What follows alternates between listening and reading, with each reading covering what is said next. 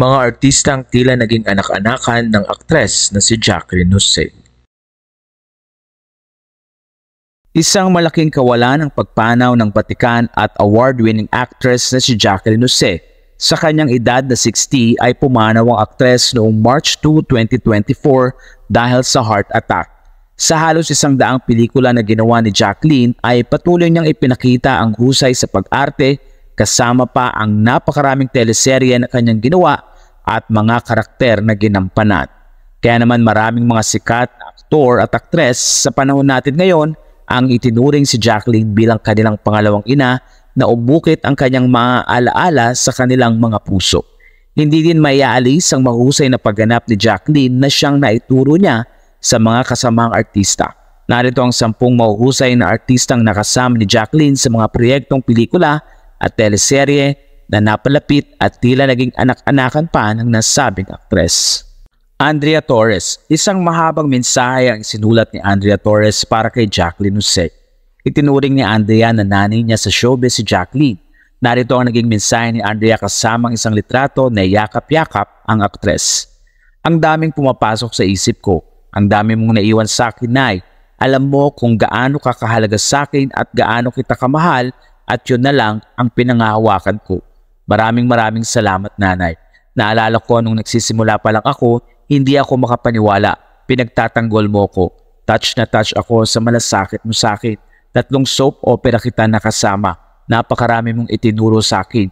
Pag nag-aaral ako ng eksena, minsan bigla ka nilang lalapit sa akin, Nak, try mo ito. Kaya naman kapag proud ka, iba ang dating nun sa akin. Sabay na nga tayong nagpapakawala ng malakas na ha bago ang bawat eksena. Hanggang ngayon ginagawa ko yun. Isa sa mga bagay na tumatak sa'yo, kaya lahat ng nakakaalam gets na lumaki ako sa'yo. Proud ako dun, Nay. Proud akong isa ka sa naghubog sa akin. At syempre hindi malilimutan lahat ng kwentuhan natin sa likod ng kamera. Kilalang kilala na natin ang bawat isa, kaya naman ang usapan natin ay hindi pwedeng hindi humaba at kung saan-saan din napupunta. Kahit seryoso ang topic, palagi tayo nauuwi sa tawanan. Malambot ang puso mo. Madali ka lang pasiyahin. A brilliant actress and a brilliant mother, lagi kang ang sinasabi sa'yo. Ang sarap-sarap mong mahalin, Nay, at ang sarap-sarap mo ring magmahal. Napakaswerte ko, naranasan ko yon mula sa'yo. Kahit na hindi tayo magkatrabaho, palagi mo ko kinakamusta. Salamat sa napakaraming alaala, sobrang mamimiss kita, lahat ng bilin mo sa akin na hindi ko kakalimutan. Pipikit na lang ako at aabangan ko pa rin doon ang smile of approval mo. I love you, Nay Jane, pahinga ka na po. Kylie Padilla.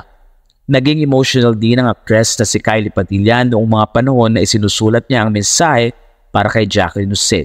Nagumanap bilang nanay ni Kylie sa isang sports drama series na Bolera. Narito ang sinulat na mensahe ni Kylie. Still crying, I keep hearing your voice in my head. I remember our heart-to-heart conversations under the stars sa taping ng Bolera. We talk about motherhood, life, and love. I loved your energy. I remember the scenes sa Bolera na di tayo makapagpigil ng kakatawa kasi ganun kakasaya kasama. Thank you for being mom to me but also being a friend to me. It's only a comfort that I saw you last night in my dreams smiling. I got a sense that you were at peace wherever you were, and that's what you deserve. Rest in peace, Tita Jane. Samantala sa pamamagitan ng isang post ay ipinarating ni Raver Cruz ang pagmamahal at respeto niya sa batikang aktres na si Jacqueline Jose.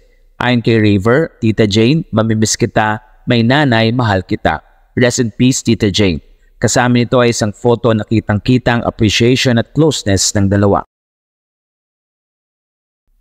Alden Richards. Hindi din inaasahan ng Asia's multimedia star Alden Richards ang biglaang pagpanaw ng veteranang aktres na si Jacqueline Jose. Narito ang mensahe ni Alden. My heart aches like a son who lost his mom. You will be with me always. I love you, my Tita Jane.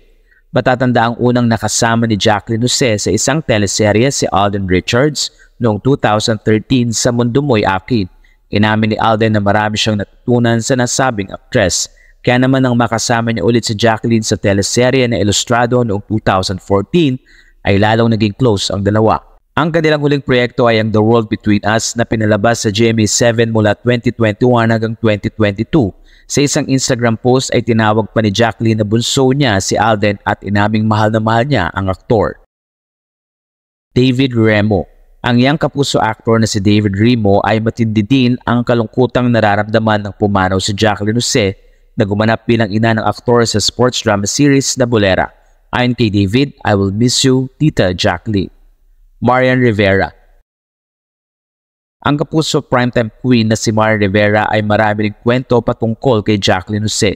Sa isang post na ibinahagi ng The T Marian, doon ay pinakita niya ang photo ni Jacqueline Jose at Marian mula sa movie na You to Me Are Everything na ipinalabas noong 2010. Dito nagkaroon ng mahabang banding si Marian at Jacqueline. Si Jacqueline ang gumanap na ina ni Marian sa nasabing pelikula. Dimples Romana. Isang pag-alala naman ang ibinigay ng actress na si Dimples Romana. Nagkasama ang dalawa sa isang pelikula at ito nga ay ang Minsan May Isang Puso noong 2001. Dito naging close ang dalawa at itinuring ni Dimples na ina si Jacqueline. Pagdating ng 2007, nagkasama ulit sila sa remake ng pelikula na May Minamahal noong 2007. Isang mensahe din ang ibinigay ni Dimples. Lost another true icon, Jacqueline Jose, Tita Jane. I remember all the laughter, the lessons you generously taught me as a young actor back when we were shooting this movie in 2001. And for our Minamahal remake, mahal kita at laging yayakap ng mahigpit, you will never be forgotten. Janine Gutierrez.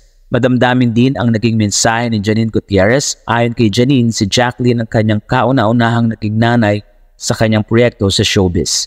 Mensahe niya, thank you sa lahat, Nay. Ang dami mong itinuro sa akin. Pati yung unang pagpili ko ng mga damit para sa trabaho hanggang sa unang pagpili ng kondo ay dahil sa mga payo mo. Kahit kailan hindi ka nagdamot ng bait, kwento, talento at pagmamahal. Ang sakit naman nito, mahal at idol kita forever. I love you, Tita Jane. My deepest condolences to the Gok and Eigenman families. Claudine Barreto. Ang Optimum star na si Claudine Barreto ay nag-alay din ng pag-alala para sa yumaang aktres. Isa din sa Claudine sa kauna-unahang aktres na nagtungo sa first night ng lamay ni Jacqueline. Nagkasama si Jacqueline at Claudine sa malaking proyekto tulad ng Mula sa Puso na ipinalabas sa ABS-CBN noong 1997 hanggang 1999. Narito ang naging kwento ni Claudine. February 29, Derek Quen left us. March 2, Nanay Jane, you left us. You left me. I'm in unbearable pain. Everything is painful. You lived 11 houses down from my house. I will miss you coming up to my room. Tulog ako, tatabihan mo ako. Pag nagising ako, sasabihin mo, anak, na miss ka lang ni nanay. Andito lang ako. Tulog ka pa, di ako aalis nang di ka napapatulog. Pag may pinagdadaanan ako, tatakbo ako mula bahay ko papunta sa bahay mo. Didiretso ako sa room mo at tatabihan kita. Sabay sabi na pwede dito muna ako. Yayakapin mo ako ng mahigpit, kakantahan at patatahanin. Kinabukasan may mainit na sabaw, iakyat niyayaging sa akin. Galit ako kasi 3 months na kitang hindi dinadalaw. Ayokong mag-isa, naitulungan mo ako.